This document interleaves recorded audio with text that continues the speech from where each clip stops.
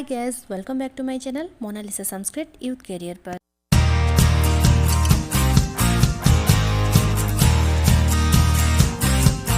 तो फ्रेंड्स, आज का जो हमारा टॉपिक है वो स्वप्न वासवदत्तम नाटक का कथा सारांश। तो फ्रेंड्स, ये जो नाटक है इसको रचना किए थे भासो ने।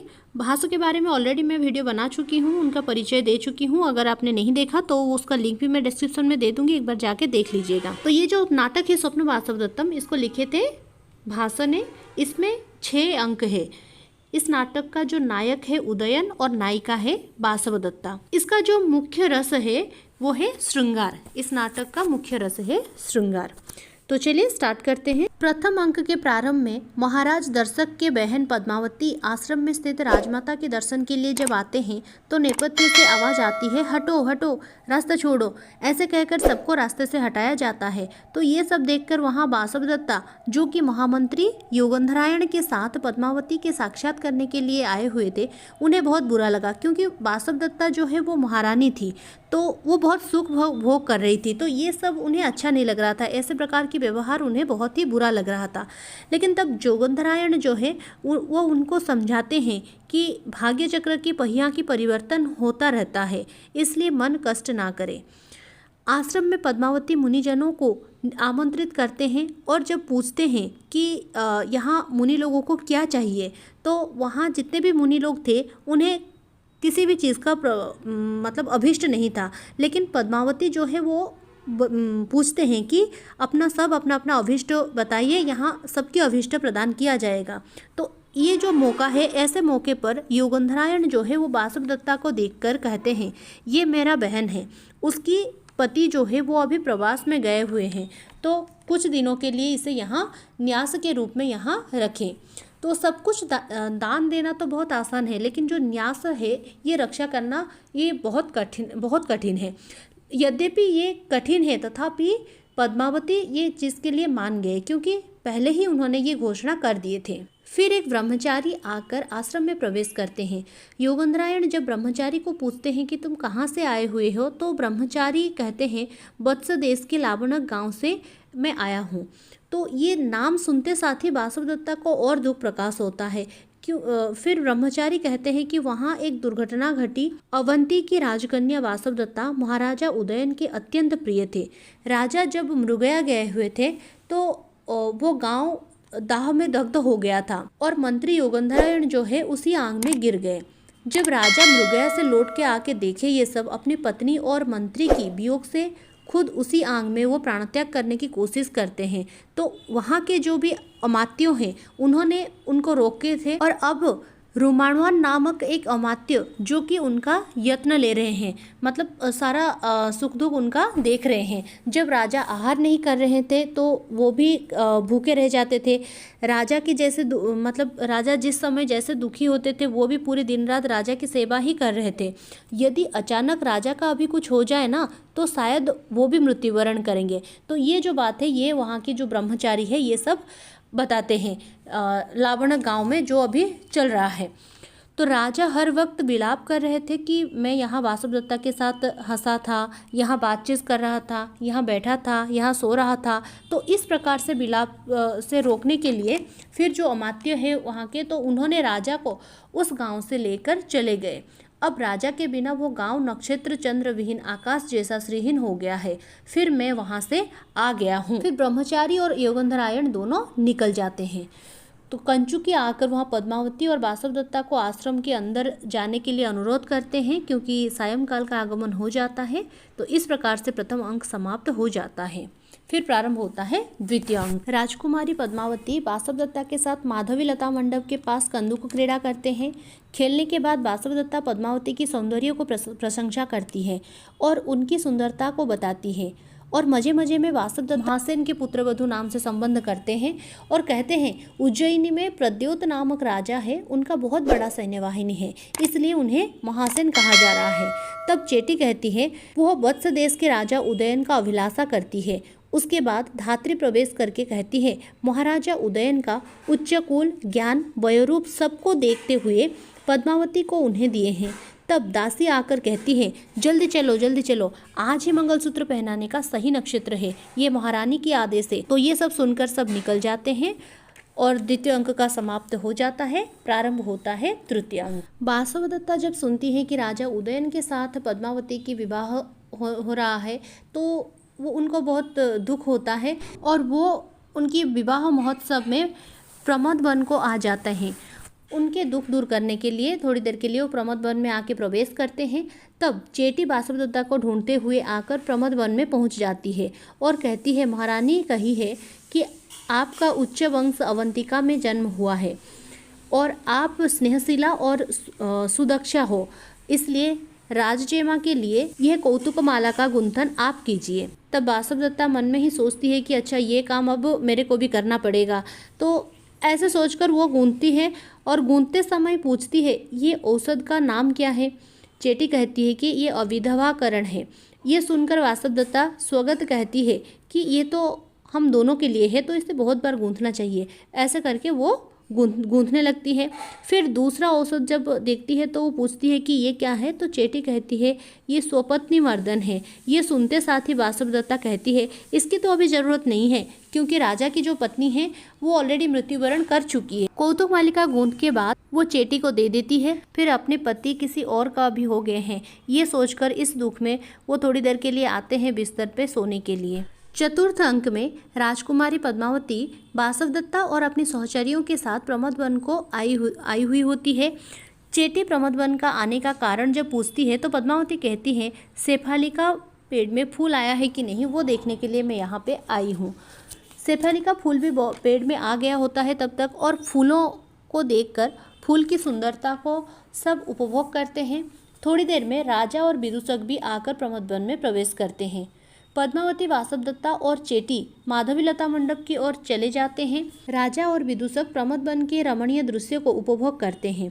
शरतकालीन सूर्यताप से बचने के लिए माधवी लता मंडप को प्रवेश करते हैं तो चेटी वहां भ्रमरपूर्ण आश्रय लताओं को हिलाती है, तो राजा ये सब देखकर वहां जाने के लिए बारण करते हैं। फिर दोनों वहीं प्रमोद वन में ही बैठे रहते हैं।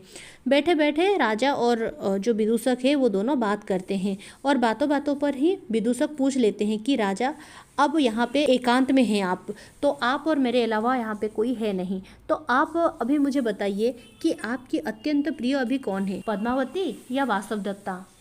तो राजा ये बहुत चतुराई से वासवदत्ता के बारे में बोलते हैं और उनकी प्रशंसा करते हैं। तो ये सब छुपकर सुनते हैं वासवदत्ता, जो अत्यंत प्रसन्न होती है। फिर विदूषक जब वासवदत्ता की मृत्यु की बात कहती है तो राजा की आंखों अश्रुपूरित हो जाता है। राजा का मुंह धोने के लिए विदूषक पानी लाने के लिए जाते हैं। इसी मौके पर पद्मावती प्रमोद वन में प्रवेश करते हैं और विदूषक को देखकर पानी लाने का कारण पूछते हैं तो विदूषक कहते हैं काशफूलों के रेणु गिर जाने के कारण राजा का जो मुख है वो अश्रुपूर्ण हो गया है, इसलिए ये पानी उनके मुंह धोने के लिए है।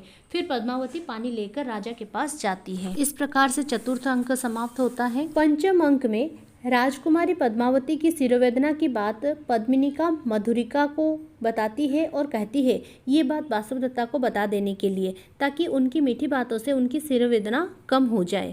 और यही बात को वो विदूषक को भी बता देती है राजा को बोलने के लिए।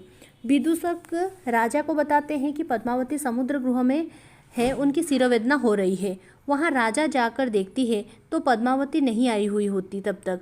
उसी दौरान राजा विदूषक को कहते हैं कुछ कथा सुनाने के लिए, और जब विदूषक कथा सुनाते हैं तो राजा वहाँ पे सो जाते हैं। विदूषक जब देखते हैं कि राजा वहाँ सो गए हैं तो राजा को ठंड लग रहा होगा, ये सोचकर वो चादर लाने के लिए जाते हैं। जब वो चादर लाने के लिए निकल जाते हैं तो उसी दौरान चेटी वासवदत्ता को लेकर समुद्र गृह में प्रवेश करती हैं और कहती है पद्मावती यहीं विश्राम कर ले रहे हैं, आप चलिए मैं थोड़ा मस्तक लेपन लेकर आती हूँ। तो वासवदत्ता अंदर आकर देखती है कि बिस्तर पे कोई सोए हुए हैं, तो वो सोचते हैं कि यहाँ पे पद्मावती सो गई हैं।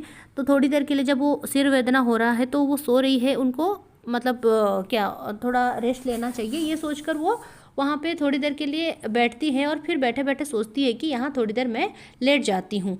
तो ये जब वो लेट जाती हैं तो राजा अचानक से वासवदत्ता बोलते हैं। तो वासवदत्ता तुरंत वहाँ से उठ जाती है और देखती है कि वहाँ राजा सोए हुए हैं।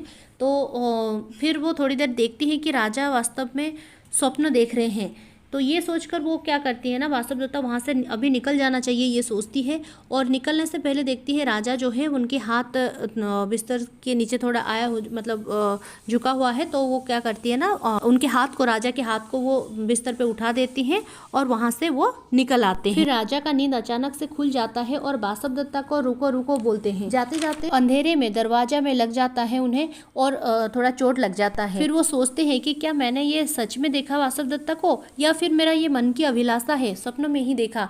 तो ये ऐसे सोच रहे थे। फिर विदूषक वहाँ पे उसी समय आ जाते हैं, तो राजा सब कुछ बताते हैं। तो विदूषक उन्हें कहते हैं नहीं, ये तो सिर्फ आप बिल्कुल स्वप्न देखे हुए हैं। तो राजा मतलब बहुत प्रकार से बोलने की कोशिश करते हैं उनको बताने के लिए कि मैंने इस तरह से देखा, इस तरह से उन्होंने ऐसा मेरा हाथ को उठाया। लेकिन विदूषक जो है वो बिल्कुल कहते हैं कि आप कितना भी राजा उनका युक्ति उपस्थापित कर ले, लेकिन विदूषक इस बात को सच नहीं मानते हैं। तब कंचुकी आकर प्रवेश करते हैं और कहते हैं आरुणि को बोध करने के लिए अमात्य रोमाणवन ने बल समुदाय सेनापतियों के साथ आ गए हैं और हाथी घोड़े रथ आदि वाहिनी भी सब प्रस्तुत हो चुका है, इसलिए आप आइए। सब निकल जाते हैं। फिर पंचम अंक का समाप्त हो जाता है यहीं पे और प्रारंभ होता है षष्ठ अंक। ये इस नाटक का अंतिम अंक है।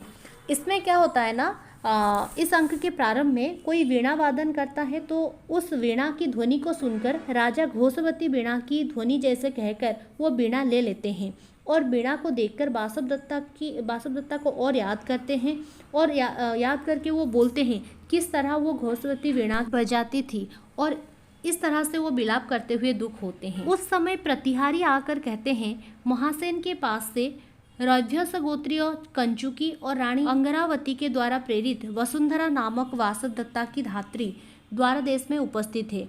तो ये सुनकर राजा पद्मावती के पास संवाद पहुंचाने के लिए बोलते हैं। रानी पद्मावती भी आकर राजा के पास बैठते हैं। वत्सदेश विजय लाभ करने की बात कंचुकी बताते हैं, तो राजा ये सुनकर महासेन की प्रशंसा करते हैं। वत्स देश का विजय लाभ करने के कारण राजा महासेन ही है, ये कहते हैं। फिर रानी अंगारवती की संदेश को धात्री पढ़कर सुनाती है कि राजा उदयन और वासवदत्ता का चित्रफलक बनाकर उन दोनों की विवाह कार्य संपन्न उन्होंने कैसे किए हैं और इस चित्रफलक को वो भेजे हैं। वास्तव में क्या है ना, राजा उदयन मतलब जो है उनके पास वासवदत्ता वीणा बजाना सीखने के लिए वो जाती थी, लेकिन वहाँ पे राजा जो है वो उनके प्यार में पड़ गए हैं और उनको उठा के मतलब उनको लेके वहाँ शादी किए थे। इसलिए ये विवाह कार्य जो है उसको चित्रफलक के द्वारा ही रानी अंगारवती जो है उन्होंने संपन्न किए हैं, तो उसी चित्रफलक को उन्होंने भेजे हैं। पद्मावती जब उस चित्रफलक को देखती है तो कहती है अरे ये तो अवंतिका की सदृश है। फिर वो राजा को कहते हैं कि यहाँ एक नारी मेरे पास संन्यास में रहते हैं जो कि बिल्कुल इस चित्रफलक की जैसे ही देखते हैं। तो राजा ये सुनकर उन्हें बुलाने के लिए बोलते हैं। इत्यवसर में योगंधरायण जो है वो आ जाते हैं। योगंधरायण जो है वो छद्मवेश में वहाँ आके पहुँच जाते हैं और पद्मावती को कहते हैं अब उस नारी को वो ले जाने के लिए आए हैं करके। तो राजा भी पद्मावती को कहते हैं अब उस नारी को भी ले आओ। फिर वासवदत्ता जब आ जाती हैं तो वहाँ छद्म वेशधारी योगंधरायण और महासेन पुत्री वासवदत्ता को देखकर थोड़ी देर के लिए सोचते हैं कि ये सत्य है या स्वप्न। फिर योगंधरायण राजा को माफ़ी मांगते हैं और पद्मावती वासवदत्ता को जानने के बाद उन्हें सखी सदृश व्यवहार करने के लिए क्षमा प्रार्थना करती है।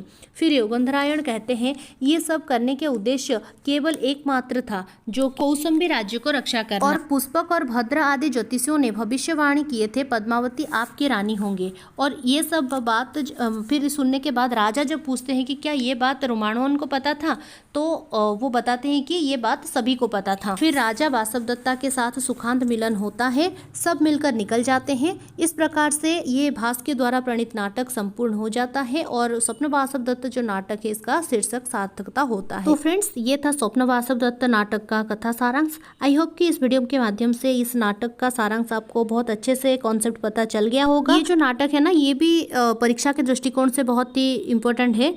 तो फ्रेंड्स वीडियो कैसा लगा कमेंट बॉक्स में लिख के जरूर बताना। अच्छा लगा हो तो लाइक और शेयर करना ना भूलें और अभी तक अगर आपने मेरे चैनल को सब्सक्राइब नहीं किया तो जल्द से जाकर सब्सक्राइब कर लीजिए और साथ ही बेल आइकन को दबा लीजिए।